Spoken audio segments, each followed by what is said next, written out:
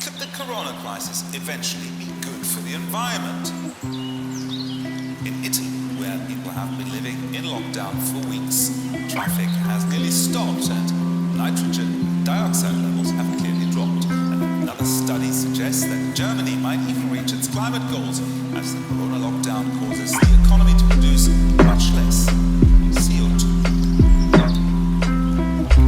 Well, factories devoid of workers, thousands of flights cancelled, empty streets because people are working from home instead of driving to the office. Global economic activity has been put into an induced coma. Bad for the world economy, but from a climate perspective, the coronavirus pandemic is not entirely negative.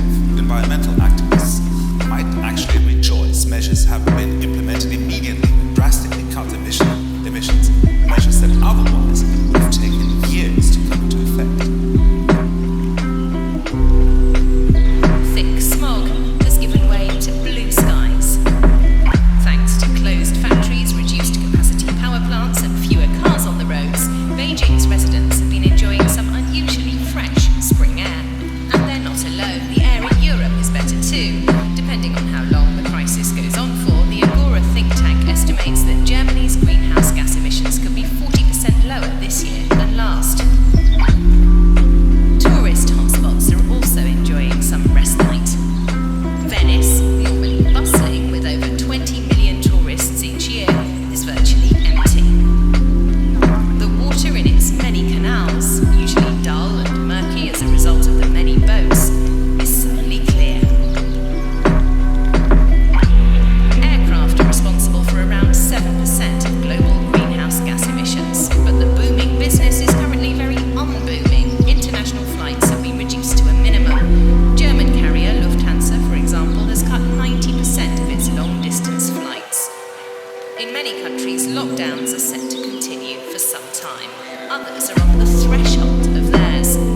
China, however, is beginning to wind its economy back up again. And that raises the question, when the lockdowns end, will it be business as usual?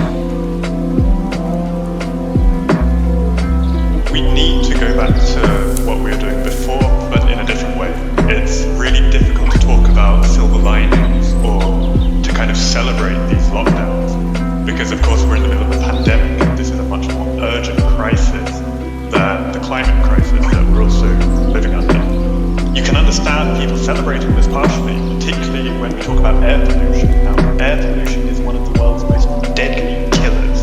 It claims more than 7 million lives each year, and it shaves off on average about 3 years of our lives. Now, what this means when we've got lockdowns which have reduced pollution, as we can see partially in China and Italy, is that in the short term at least people are able to breathe better. The question is, once these lockdowns lift, how will the economy be reshaped in a way that doesn't lead to just more smoke, more smog being produced?